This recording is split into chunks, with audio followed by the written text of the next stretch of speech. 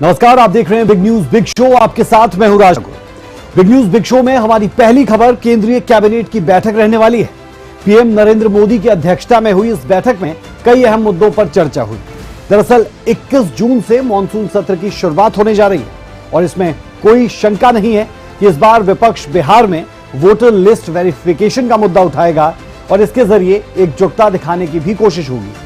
इसके अलावा इस बार सत्र में ऑपरेशन सिंदूर की गूंज भी सुनाई दे सकती है। विपक्ष लगातार इस मुद्दे पर पीएम मोदी से जवाब की अपील कर रहा है। ऐसे में सरकार की क्या तैयारी हो सकती है, आगे हम आपको विस्तार से बताएंगे। इसके बाद सुरक्षा के क्षेत्र में आत्मनिर्भर भारत की बात होगी। एक कार्यक्रम में सीडीएस अनिल चौहान ने कहा कि ऑपरेशन सिंदूर के दौरान स्वदेशी ताकत देखने को मिली थी और पाकिस्तान के ड्रोन से भारत को कोई नुकसान नहीं पहुंचा।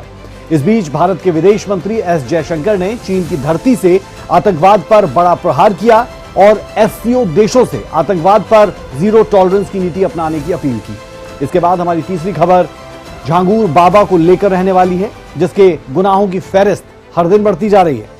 झांगुर की 27 महिलाएं बड़ी संख्या में सामने आ रही है और उसके काले कारनामों का चिट्ठा भी खोल रही है। इसके बाद अगली खबर हरियाणा के गुरुग्राम से रहने वाली है, जहां सीएम नायब सैनी ने ग्रीवियंस कमेटी की बैठक ली है। इस बैठक में क्या महत्वपूर्ण निर्णय लिए गए, आगे आपको विस्तार से अपनी रिपोर्ट्स के जरिए बताएंगे। आगे खबर बाढ़ और बारिश को लेकर होगी। बारिश की वजह से पहाड़ी राज्य हिमाचल प्रदेश खासतौर पर प्रभावित है, लिहाजा मुख्यमंत्री सुखविंदर सिंह सुक्खू ने दिल्ली दौरा किया और कई नेताओं से इस बाबत मुलाकात भी की और राहत पैकेज की मांग भी। तो चलिए शुरू करेंगे बिग न्यूज बिग शो का सफर और दिखाएंगे आपको ये तमाम खबरें एक एक कर विस्तार से।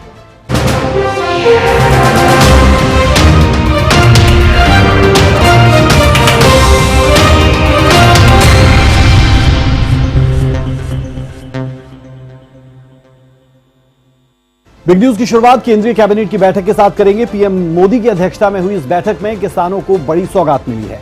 केंद्रीय कैबिनेट ने प्रधानमंत्री धन धान्य कृषि योजना को मंजूरी दी है। इस योजना की शुरुआत से 1 करोड़ 70 लाख किसानों को लाभ मिलेगा। रिपोर्ट देखिए।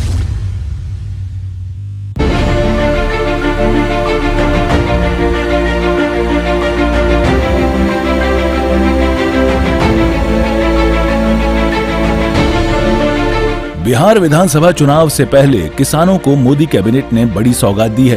प्रधानमंत्री नरेंद्र मोदी की अध्यक्षता में हुई केंद्रीय कैबिनेट की बैठक में धन धान्य कृषि योजना को मंजूरी मिल गई है। इस योजना की घोषणा 1 फरवरी को वित्त मंत्री निर्मला सीतारमण ने की थी और दावा है कि इस योजना की शुरुआत से 1 करोड़ से अधिक किसानों को लाभ मिलेगा। और भारतीय जनता पार्टी की हमेशा से एक राजनीतिक सोच रही है, एक गवर्नेंस का मॉडल रहा है कि जो अंतिम छोर पे है, चाहे वो व्यक्ति हो, चाहे परिवार हो, चाहे जिला हो, चाहे कोई भी क्षेत्र में जो अंतिम छोर पर है, उनको कैसे ऊपर लेके आए।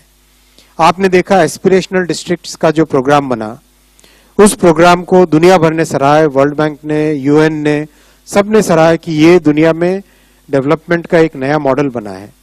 आकांक्षी जिलों को किस तरह से सभी बाकी जिलों के बराबर लेके आए, इस सफलता को ध्यान में रखते हुए 100 ऐसे जिले देश भर में और हर राज्य से कम एक जिला, 100 ऐसे जिले जिसमें कृषि पर 3 पैमानों पर वो बाकी सब जिलों से पीछे हो, ऐसे 100 जिलों को चयनित करके उसमें एक फोकस्ड वे में 11 मंत्रालयों के 36 स्कीम्स, इन सब को कन्वर्ज करके एक इंटीग्रेटेड वे में कृषि का विकास करें। ये प्रधानमंत्री धन धान्य कृषि योजना का उद्देश्य है। केंद्रीय मंत्री अश्विनी वैष्णव ने बताया कि धन धान्य कृषि योजना पीएम मोदी की महत्वाकांक्षी योजनाओं में से एक है। वहीं केंद्रीय कैबिनेट ने national infrastructure and project corporation को और ताकत देने के लिए 20,000 करोड़ रुपए का स्पेशल फंड दिया है। इस फंड का इस्तेमाल रिन्यूएबल एनर्जी प्रोजेक्ट्स जैसे सोलर, विंड, ग्रीन, हाइड्रोजन में निवेश करने के लिए किया जाएगा। इसके अलावा नेशनल क्लीन इन्वेस्टमेंट लिमिटेड को क्लीन टेक्नोलॉजी और इनोवेटिव स्टोरेज के लिए 7,000 करोड़ रुपए की नई पूंजी मिलेगी। इससे नई तकनीक, innovative energy storage, battery, smart grid में इन्वेस्टमेंट किया जाएगा। बता दें कि 21 जून से मानसून सत्र की शुरुआत भी हो रही है। इससे पहले केंद्रीय कैबिनेट की बैठक कई दूसरे मायनों में भी बेहद अहम थी। ब्यूरो रिपोर्ट, सूर्या समाचार। पहलगाम हमले के बाद भारत के ऑपरेशन सिंदूर को पूरी दुनिया ने देखा। भारत की स्वदेशी ताकत के आगे पाकिस्तान घुटनों पर आता हुआ नजर आया और इस बाबत अब सीडीएस अनिल चौहान ने इसे लेकर बड़ा बयान दिया। अनिल चौहान ने कहा कि भारत के स्वदेशी एंटी ड्रोन सिस्टम ने बेहतरीन काम किया। पाकिस्तान के अधिकांश ड्रोन्स हवा में ही मार गिरा दिए गए, जिससे भारत को कोई नुकसान नहीं पहुंचा। उधर चीन की धरती से विदेश मंत्री एस जयशंकर ने भी आतंकवाद के मुद्दे पर पाकिस्तान को घेरा।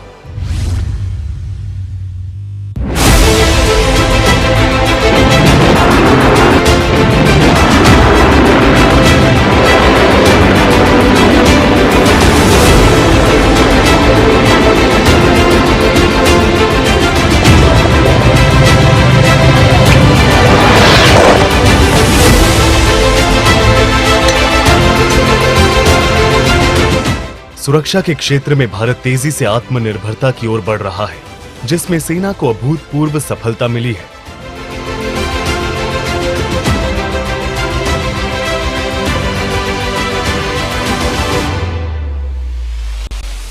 ऑपरेशन सिंदूर के दौरान दुनिया ने देखा कि कैसे स्वदेशी सुरक्षा प्रणाली से पाकिस्तान घुटने पर आया था।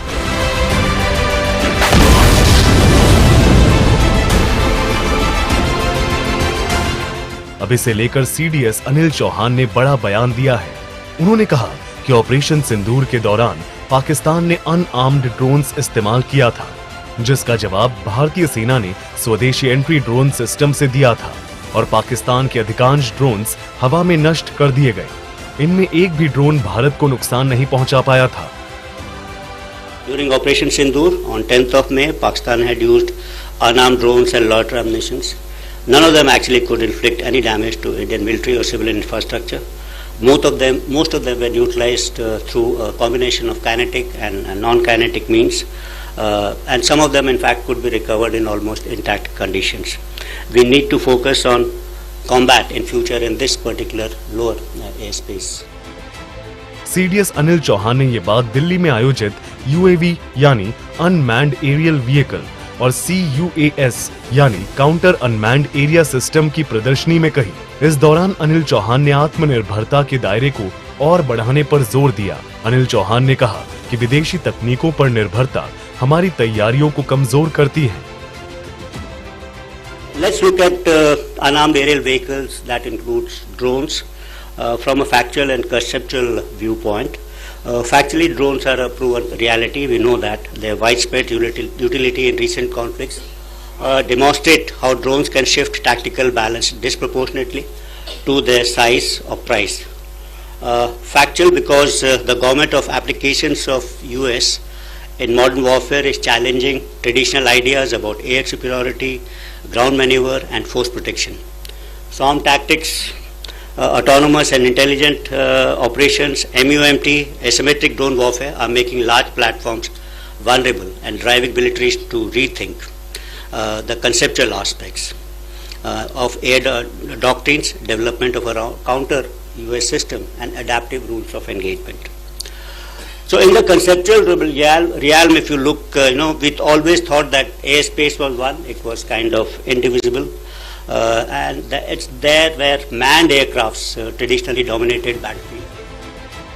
एक तरफ सीडीएस अनिल चौहान ऑपरेशन सिंदूर और सेना के शौर्य का बखान कर रही हैं, तो दूसरी ओर भारत के विदेश मंत्री एस जयशंकर ने चीन के सामने उसके दोस्त पाकिस्तान की पोल खोल दी है। चीन में आयोजित SCO की बैठक के दौरान विदेश मंत्री एस जयशंकर ने पहलगाम हमले का मुद्दा उठाया और इसे सुनियोजित आतंकी हमला बताया। इस दौरान एस जयशंकर ने आतंकवाद पर भारत का रुख स्पष्ट किया और SCO के सदस्य देशों से भी एकजुटता की अपील की। Excellency, we have made good progress in the past 9 months for the normalization of our bilateral relations. It is the result of the resolution of friction along the border and our ability to maintain peace and tranquility there. This is the fundamental basis of our mutual strategic trust and for smooth development of bilateral relations. It is now incumbent on us to address other aspects related to the border, including de-escalation. आतंकवाद पर पाकिस्तान को घेरते हुए विदेश मंत्री S Jaishankar ने संयुक्त राष्ट्र का भी हवाला किया। उन्होंने कहा कि संयुक्त राष्ट्र सुरक्षा परिषद, जिसमें कुछ एससीओ के सदस्य देश भी शामिल हैं, सभी ने पहलगाम हमले की कड़ी निंदा की है और इसके प्रायोजकों को सजा दिलाने की जरूरत पर बल दिया है। जाहिर है ये बात चीन को अच्छी नहीं लगी होगी, लेकिन भारत दुनिया के मुल्कों में अपनी बात मजबूती से रख रहा है और आतंकवाद के मुद्दे पर पाकिस्तान को बेनकाब करने में जुटा है। ब्यूरो रिपोर्ट, सूर्या समाचार।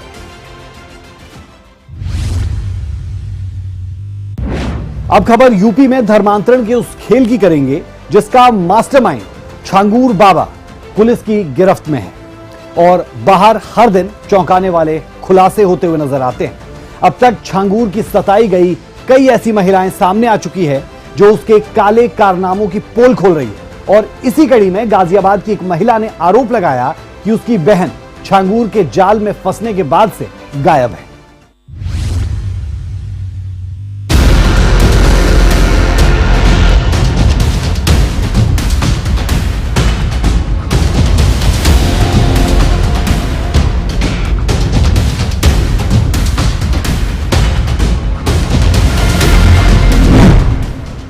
ब्रेन वॉश, धर्मांतरण और साजिश।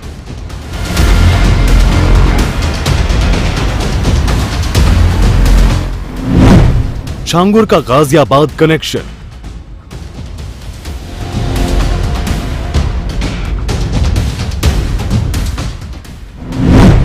गायब युवती की बहन के बड़े खुलासे।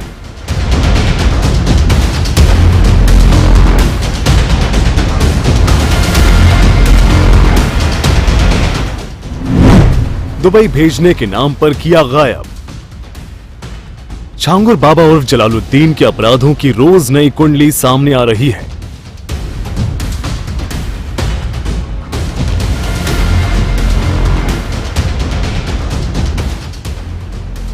धर्मांतरण मामले में छांगूर बाबा पर एटीएस रोज चौंकाने वाले खुलासे कर रही है, जिसे सुनकर हर कोई हैरान हो रहा है।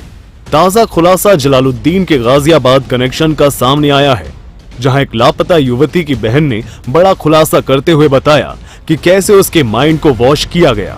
सबसे पहले घर वालों को लेकर भड़काना शुरू किया गया, जिसके बाद उसका व्यवहार पूरी तरह से बदल गया। मेरी बहन ट्रैवल एंड टूरिज्म का कोर्स कर रही थी, जिस दौरान इससे बातचीत हुई बदर अख्तर सिद्दीकी नाम के आदमी से। इसने उसको बातचीत करना और इसको गाड़ियों में वो करना, उसको मैनिपुलेट करना चालू कर दिया। फिर उसको धीरे धीरे ऐसी लाइफ दिखाने लगा कि जैसे तेरे घर वाले तो तेरे लिए कुछ नहीं करेंगे, जो भी हूँ मैं ही हूँ, मैं तेरी सारी मॉडलिंग करवाऊंगा, जॉब करवाऊंगा। उसको इस तरह से अपनी बातों में वो बहलाने लग गया। फिर उसके बाद एक बार वो घर आई थी मेरी बहन, तो घर में भी अच्छे से उसका बिहेव नहीं था, किसी से ढंग से बात नहीं करती थी, चिड़चिड़ी रहती थी, कुछ भी बोल लो उसको कुछ भी अच्छा लगता ही नहीं था। फिर उसके बाद एक बार वो घर वापस आ गई, चली गई थी, इसमें जो कि बदर अख्तर सिद्दीकी ही लेके गया था। फिर उसने उस टाइम पे ब्रेन वॉश कर दिया। दोबारा जब वो गई तो उसने बताया कि ये इसको कुछ चावल वावल भी देता था पड़वा के। अब को वो पीर बाबा के चावल, वो झांगुर जो भी है ये बाबा, इसके चावल पड़वा के देता था। कभी उसको पानी दे रहा है लाके के मेरे दोस्त ने दिए हैं, तो इस तरह से वो उसको चीजें भी खिलाने लग गया। छांगूर बाबा की काली करतूत से पर्दा उठाते हुए युवती की बहन ने बताया कि साल 2019 के बाद से उसकी बहन से उसका कोई संपर्क नहीं हो पाया। इसके अलावा भी कई महिलाओं के लापता होने की बात कही। जो मेरी बहन है ये 2019 24 अक्टूबर 2019 के बाद इससे हमारी कोई बातचीत नहीं हुई है। अक्टूबर के लास्ट में हमारी बातचीत हुई थी, वो भी मैसेज में, लेकिन उसके बाद फिर हमारी कोई बातचीत इससे नहीं हुई। मतलब करता था, इसमें कोई मेरठ की ही हैं, कई लड़कियां हैं जिसमें मैं नाम नहीं ले सकती, लेकिन उनके घर वाले भी जो ढूंढ रहे थे हमारी तरह वो भी परेशानी है, उनका भी अब तक कुछ भी पता नहीं चला है। मारता था वो, उसको सिगरेट के भी निशान थे, सिगरेट के निशान थे, और बोलती थी कि मेरी एक बार तबीयत खराब हो गई थी तो बदर पीर बाबा के इसके चावल लेके आया था, पीर बाबा से उसने चावल पढ़वा के पानी वानी पिलाया उसको। नाम लेती थी वो कि पीर उसके जो साथ में है, इसके जो बड़े हैं, इसको कोई दिक्कत नहीं होगी कि मेरे साथ में मेरे जो मुझे हेल्प करते हैं, मुझे और तुझे कोई दिक्कत नहीं आएगी और मेरे साथ तू जॉब करने चल। उसको ये करके वो घर से बहला फुसला के लेके गया। लापता युवती की बहन ने यह भी बताया कि बहन को कैसे छांगुर ने हिंदू धर्म से उसे दूर कर दिया था। ब्रेनवॉश अच्छे तरीके से उसने ऐसा कर दिया कि उसको हर चीज से उसको हटा दिया था। जो भी हमारे हिंदुओं में जो भी पूजा पाठ, माँ बाप का जो आदर जो भी था, उसने हर चीज से उसको खत्म कर दिया। बस एक चीज उसके दिमाग में कि बदर बदर बदर बदर बदर, मतलब उसने इतना अपने आप को उसके दिमाग में बैठा दिया कि उसको उससे अलग कुछ दिखता ही नहीं था। ये पीर बाबा और ये इनका मतलब इतना उसके दिमाग में चढ़ गया था कि वो किसी और चीज में विश्वास ही नहीं करती थी। आपको बता दें कि अवैध धर्मांतरण के आरोपी जलालुद्दीन शाह उर्फ छांगुर बाबा के काले कारनामों की लिस्ट बड़ी लंबी है। छांगुर बाबा ने अपनी हमराज नीतू उर्फ नसरीन की बेटी का भी धर्मांतरण कराया था। उसका नाम बदलकर सबीहा रख दिया था। नवंबर 2015 में दुबई की ओर से धर्मांतरण प्रमाण पत्र मिला है। छांगुर ने सबीहा से एक खास नाता भी जोड़ लिया था। उसकी सगाई अपनी बेटी के लड़के यानी नाती से करवा दी थी। अगस्त में सबीहा का निकाह भी होना तय था, लेकिन उससे पहले ही जलालुद्दीन ATS की गिरफ्त में आ गया। बहरहाल छांगुर बाबा के खिलाफ प्रशासन की ओर से सख्ती देखने को मिल रही है। उसकी पापा की हवेली को तो ध्वस्त किया जा चुका है, लेकिन खुलासों की फहरिस्त लंबी है। कहा यह भी जा रहा है कि धर्मांतरण के लिए छांगुर बाबा ट्रेनर दुबई से बुलवाता था। देखना दिलचस्प होगा कि छांगुर बाबा उर्फ जलालुद्दीन मामले में अब और कौन से खुलासे सामने आते हैं। सूर्या समाचार के लिए गाजियाबाद से सतीश कुमार की रिपोर्ट। अब खबर हरियाणा के गुरुग्राम से, जहां सीएम सैनी की अध्यक्षता में ग्रीवेंस कमेटी की बैठक हुई। इस दौरान सीएम सैनी ने गुरुग्राम को 208 करोड़ रुपए की विकास परियोजनाओं की सौगात दी और दावा किया कि पीएम मोदी के नेतृत्व में भारत विकसित राष्ट्र बनने की ओर अग्रसर है। वहीं फरीदाबाद के गांव अनंगपुर को खाली करवाने के मुद्दे पर सीएम सैनी ने साफ तौर पर कहा कि इस मामले में सुप्रीम कोर्ट में पुनर्विचार याचिका दाखिल की जाएगी।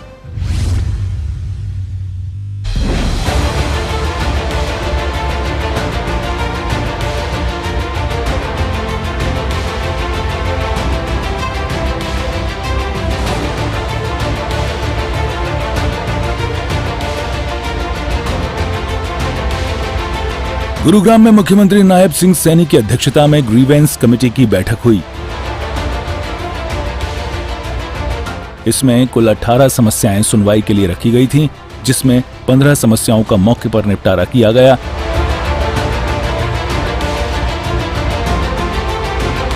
इस दौरान सीएम सैनी ने गुरुग्राम को 208 करोड़ रुपए की 13 विकास परियोजनाओं की सौगात दी है।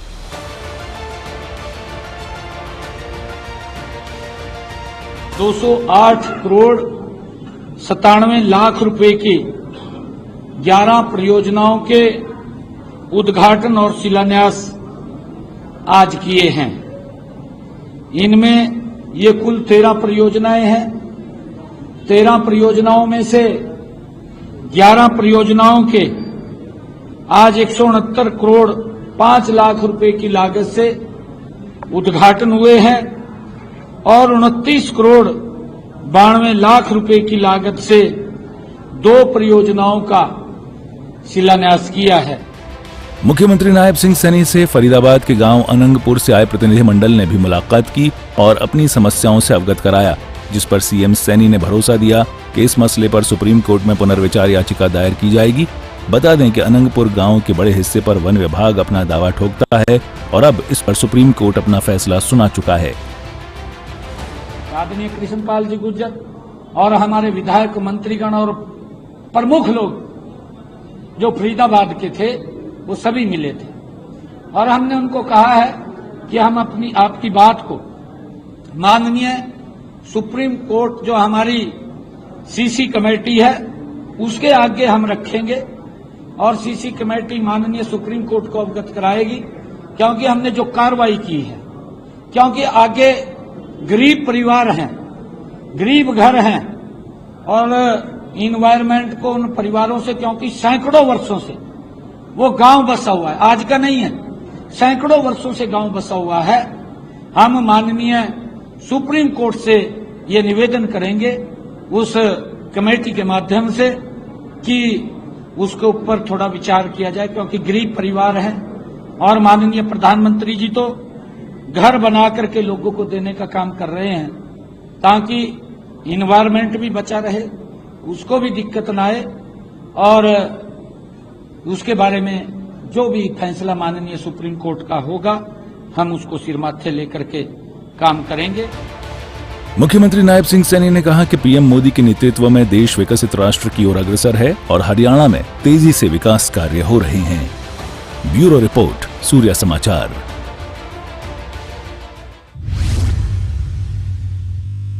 देश भर में मॉनसून अपने पूरे उफान पर है।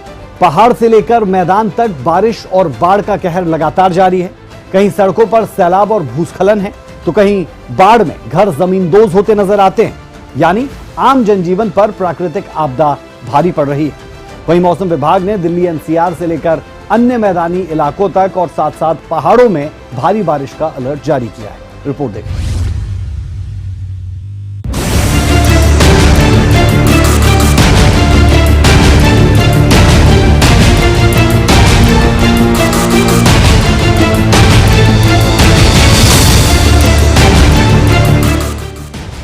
देश भर में मानसून अपने पूरे उफान पर है। पहाड़ से लेकर मैदान तक बारिश और बाढ़ का कहर जारी है। मानसून आफत का कहर मैदान से लेकर पहाड़ तक दिख रहा है। कहीं सड़कों पर सैलाब और भूस्खलन, कहीं बाढ़ में घर हो गए जमींदोज, यानी आम जनजीवन पर प्राकृतिक आपदा भारी पड़ रही है। मौसम विभाग ने दिल्ली एनसीआर से लेकर अन्य मैदानी और पहाड़ी राज्यों में तूफान के साथ बारिश का अलर्ट जारी किया है। अब इन तस्वीरों को देखिए।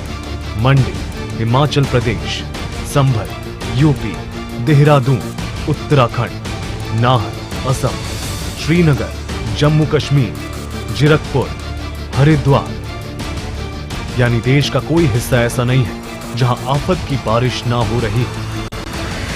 जहां बारिश कम है वहां बाढ़ ने तांडव मचा रखा है। सबसे ज्यादा आफत की बारिश ने हिमाचल प्रदेश में तबाही मचाई है। एक बार फिर मौसम विभाग ने कई जिलों में येलो अलर्ट जारी किया है। चंबा, कांगड़ा, मंडी और सिरमौर जिला में तेज बारिश की संभावना। 27 जुलाई को 9 जिले में येलो अलर्ट। ऊना, हमीरपुर, बिलासपुर, कांगड़ा, मंडी, शिमला, सोलन, सिरमौर और कुल्लू। 18 जुलाई को 5 जिले और 19 को 9 जिलों में येलो अलर्ट की चेतावनी। 20 जून से 15 जुलाई तक हुई भारी बारिश, बादल फटने से 818 करोड़ रुपए की सरकारी और निजी संपत्ति का हुआ नुकसान।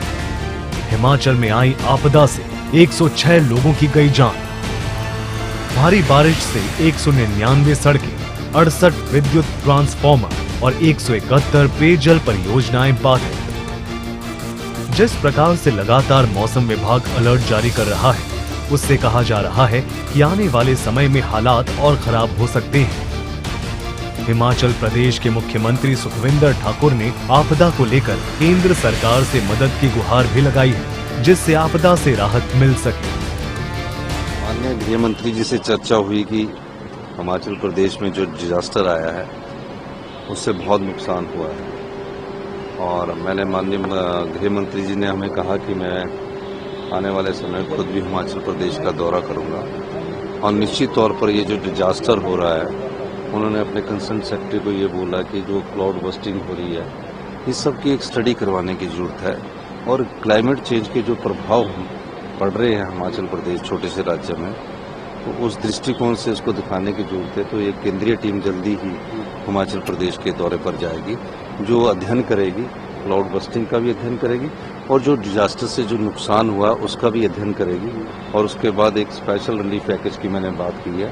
तो माननीय गृह मंत्री ने कहा कि हमारी केंद्रीय टीम आकर जब हमें रिपोर्ट देगी, उसके बाद हम आगे की कार्रवाई करेंगे। वहीं अन्य पहाड़ी राज्यों की बात करें तो उत्तराखंड, जम्मू कश्मीर और असम में भी हालात सामान्य नहीं है। लगातार हो रही बारिश से जनजीवन अस्त व्यस्त हो गया है।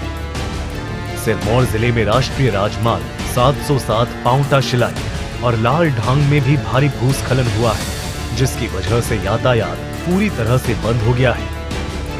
तस्वीरों में देखा जा सकता है कि कैसे चंद सेकंड में पहाड़ का एक बड़ा हिस्सा दरक गया और रास्ते बंद होने से जाम की स्थिति बन गई। मैदानी क्षेत्रों में हालात ठीक नहीं है।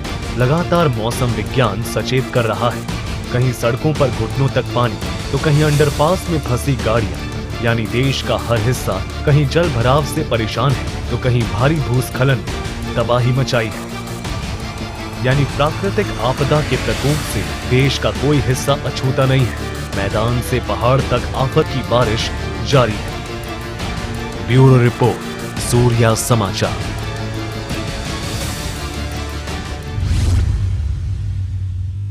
बिग न्यूज बिग शो में अभी के लिए हमारा और आपका साथ इतना ही। मुझे और मेरी पूरी टीम को दीजिए इजाजत। कल फिर होगी मुलाकात।